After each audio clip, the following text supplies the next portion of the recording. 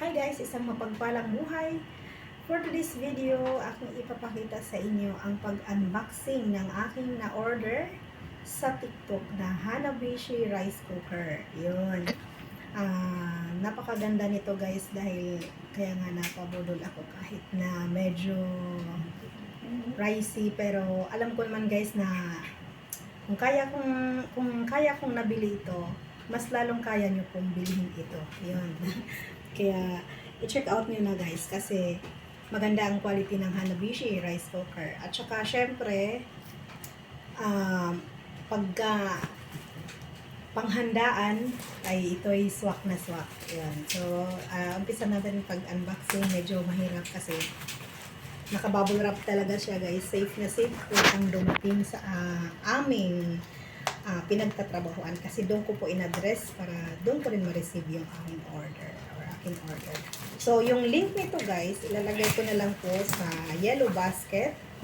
At para ma-click nyo at ma-check out nyo po ang Hanabishi rice cooker.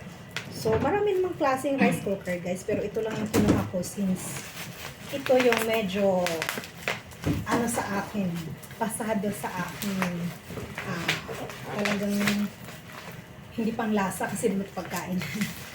Sa akin gusto na mabili dahil nga sa dati pala ang aking na-order din ay Hanabishi din pero hindi sa TikTok. So ngayon sa TikTok ko ito nabili ko. Ayan, tinulungan ako dati mag-unboxing kasi naka-bubble wrap talaga siya guys. Kaya wala pong pangambang may damage ang ating order. Hinihingi itong bubble wrap natin kasama kasi paglalaro ang mga putok. Yan, ito. Yan. Ang tabayanan nyo ang ating pagbukas. Diyan muna ang bubble wrap sa baba. Uy. Dito din ito. Ito, patayin mo. Yun. Bunagin na namin.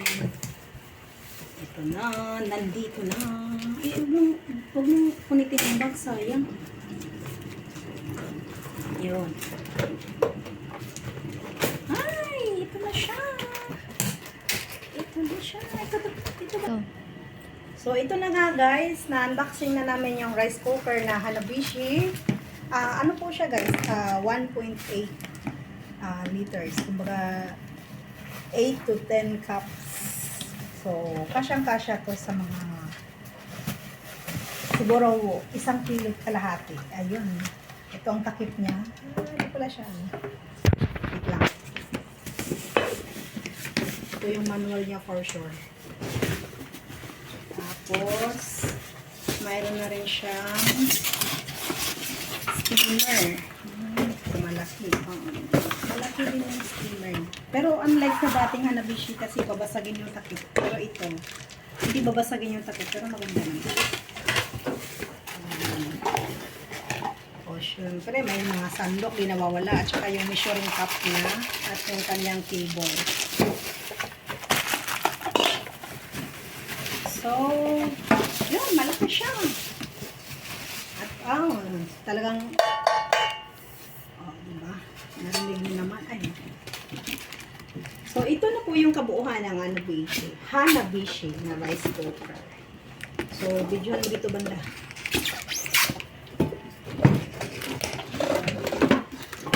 Yan, ganyan. O, tapos, ganyan siya, guys. So, malaki, di ba? Ano pang inaantay nyo para mabili at ma-order nyo na? Check out na sa aking yellow basket. Lalagay ko po ito. At para makabili at maka-order na yun kayo. Baka maubusan kayo. Kaya what are you waiting for? Again, check out na! Thank you so much for watching and share.